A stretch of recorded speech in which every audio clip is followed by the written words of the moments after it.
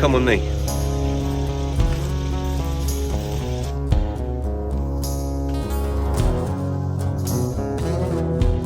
So last year I did a video called Don't Ever Apologize for Being a Man. I still ain't apologizing, and neither should you. It's probably the only video I've ever done that was in the snow. It's pretty cold that day, but the cool thing about that video is we had more emails and more folks emailing in, especially women too, just applauding everything that was in that, and it really felt really great to me, and people saying, hey, could you go deeper, could you elaborate? I'm like, how much time you got? Okay, this is something I'm very passionate about. As y'all know, I live in boyland. I got 2 boys, and I take their journey to manhood extremely serious. I don't want them learning about manhood through Hollywood or their liberal teachers or men who have not acquired the skills yet to call themselves, a spiritual and physical guide in their journey to manhood.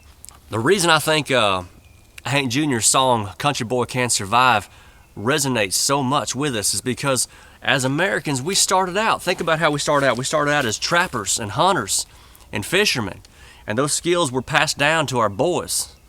And our heroes were Davy Crockett and Daniel Boone.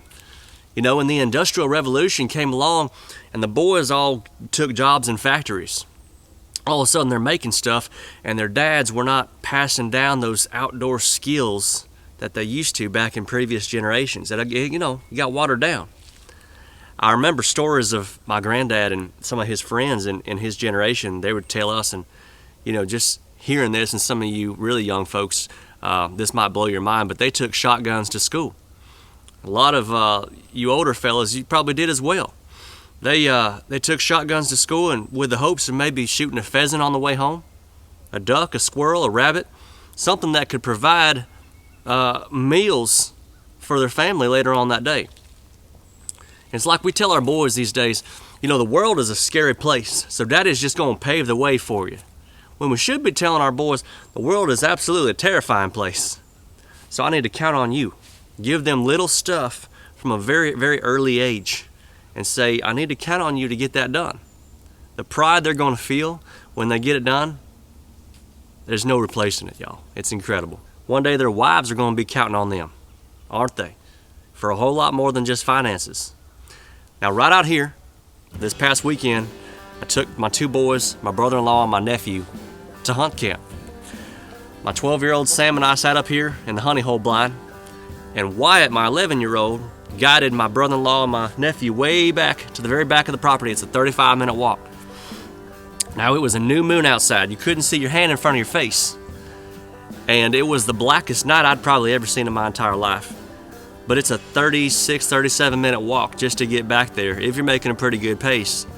And my little man, he guided every step of the way. There's one point in the turn, if you turn left, if you go left instead of right, it's a 40-foot drop. You got 2 broken legs. They had to trust him every step of the way. He got them to the blind. When they sat down and deer started coming into the field, he said, no, those are small. There's going to be bigger ones. And lo and behold, there was. He knew their behavior. He knew the size. My nephew shot that deer, ran about 70, 80 yards, and they couldn't find the blood trail. Guess who found it? This is where I got a proud dad moment here, because I taught my son what to look for in a blood trail. He's the one that found it. He's a little bloodhound boy. And so he was a complete guide all the way start to finish. There's millions and millions of men in America right now that couldn't do what Wyatt did this weekend. And it ought to bother them to the core. It ought to keep them up at night. It ought to make them feel incomplete and sick to their stomach. I think millions of men are pissed off right now, and they don't even know why. And I'll tell you why. It's because the Lord has set up an order for men to follow. But out of convenience and grocery stores and all kinds of other things, we've just gotten watered down. We're pissed off because we're not following the order anymore.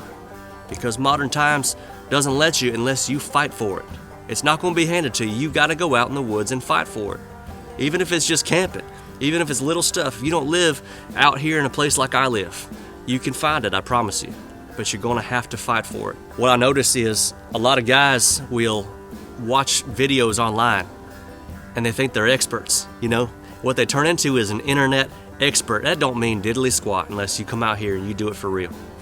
Come out here, you're gonna know how to do it. Humble yourself and find an older man, maybe from the Vietnam generation. Say, I don't know how to do this, and ask him how to show you. He'll show you. We skinned and gutted and quartered 2 deer this weekend. I taught my boys how to drop a pine tree and make a notch with a chainsaw just right so I could drop that pine tree on a bullseye just where I told them it was gonna drop. I taught them you don't make a fire, you build a fire. I taught them about love. I taught them to honor their mother. I taught them to never talk bad about girls at school. They got enough to go through.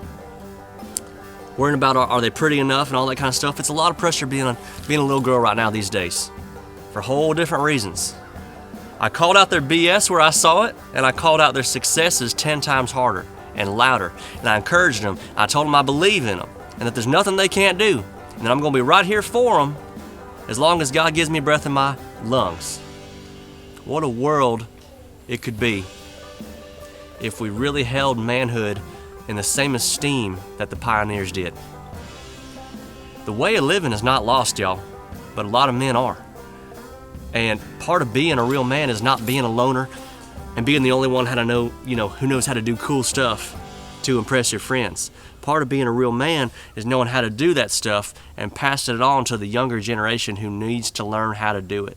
All this I'm talking about just sounds completely natural to me, y'all. But if this sounds too hardcore for you, start out small. Carry a pocket knife everywhere you go. Quit putting cream and sugar in your coffee. You don't need it. Wake up 30 minutes earlier. Quit being non-confrontational and say what needs to be said, or you're going to resent yourself for the rest of your life. Care about other people and what they're going through as if you were going through them as well. Remember that your marching orders do not come from Washington, D.C. They come from above. And lastly, trust in the Lord with all your heart. Lean not on your own understanding. Acknowledge Him always, and He will make your path straight. God bless y'all. Be good.